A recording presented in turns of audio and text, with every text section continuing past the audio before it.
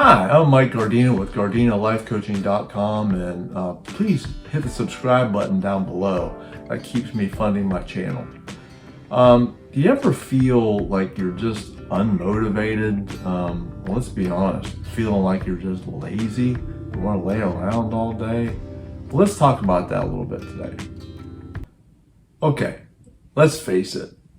We all feel lazy and unmotivated from time to time, no matter who we are.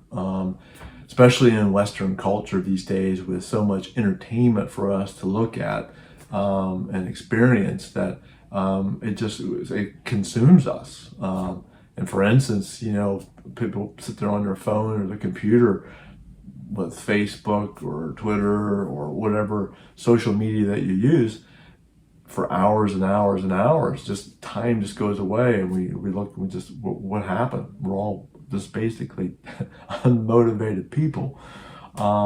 So why do you think that is? Why is it that we just fall into these traps and become so unmotivated? Well, first let's exclude the idea of when we're just totally exhausted. Sometimes we work really long hours and work real hard physically that we're just so exhausted that we just need to sit around and veg out and get on your phone or computer or TV just to be lazy, so our body can recoup. But let's put that aside, and let's focus on really when you're just lazy for doing nothing for no reason. But basically, the reason why is we're usually lacking some desire, we're lacking purpose, some higher order of pulling us away from being lazy, to get up and go and do the things that we need to do. So we have to find that purpose and find that desire in our life to get us going and get us up and moving and get us out of that rut. Okay, let me tell you a little story. I'm going to tell you about a story of my youngest son, Jacob Gardina. He went from being a pretty lazy young man to a really fully motivated young man.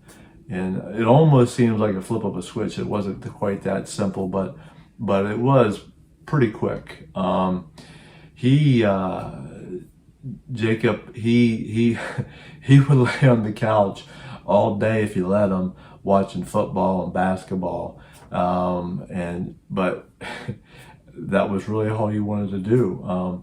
But he ended up getting up off the couch. He was in college, and he found himself a part-time job doing some movings and things like that. And he worked himself into an internship with this startup company, and they didn't have any. He's a finance major, and he likes accounting. They didn't have anybody that was dealing with their financial side, so he started to dabble in it, and eventually he worked himself up to basically getting a full-time job from his internship, doing most all the accounting, and then he ended up basically being the controller of the company here still as a college student. So he worked a lot, he learned a lot, and taught himself a lot. So the company is not a tiny company. It's not a big one, but it's a multi-million-dollar company. So he went from laying on that couch to basically being the controller of a multi-million-dollar company within a couple of years. So he graduates in December. So if anybody out there is looking for a controller, let me know. I'll introduce you to him, see if there's something it's there. So I asked Jacob, what was the difference? What got you off the couch and into the game of life? And interestingly enough, his reply is that he figured out that he's in college, and at some point it's over with. He's going to have to learn to take care of himself. That other people aren't going to be around to do that for the rest of his life. So he better get his butt in gear and start to learn and apply himself. And it can be just that simple. It doesn't have to be a huge desire that you're looking for, something high, crazy, really interesting kind. It can be very, very basic, like realizing that I need to take care of myself, to get up off the couch and to learn it and do it. So find out what that desire is that will get you off the couch and get you motivated. So what do you do? You've got to find in life what you want, what you're desiring in life. Some people will call it your purpose in life, but sometimes purpose can mean a little different thing to different people. But basically, you want to focus on what you want, and it doesn't necessarily have to be, I guess, a profession or economic in nature. It could be the type of person that you want to be. Maybe you want to be the greatest dad that you can possibly be, or the greatest mother that you can possibly be. You could want to be a super athlete. You could want to be an extremely healthy person. But whatever that burning desire that you want to be or that you want to attain is what you want to focus on. I'm reading a book written back in 1937 by Napoleon Hill. It's called How to Think and Grow Rich. It's obviously a famous book. It's been around for forever. It's a great book. So if you get a chance to read it, I would really encourage you to do that. But I think it's either chapter 1 or chapter 2. He talks about one of the key things is you have to have desire. If you don't have any desire, you don't have that motivation, and you got to go out and figure out what that desire is. And it's hard. It's not easy to always figure that out, especially when you're younger and the whole world's out there and you don't know what to pick and choose from. It seems overwhelming. But start off with the things that you like to do, what attracts you. So hopefully now you have a desire that you want to go shoot for, something that you want to strive to go get. The next critical step is to know your why. Why do you really want to attain this? Why do you want that? And that's the driving force. If you say I want to be a lawyer, and okay, that's great. You have a passion for wanting to be a lawyer, but you need that critical why. Why is it? It's an old saying again. Know your why. It's critical. So one way to figure that out is to sit down and to look at 5 reasons why you need to attain this, why you want that desire, using the lawyer example again, because you want to help people. You want to help people solve their problem, let's say.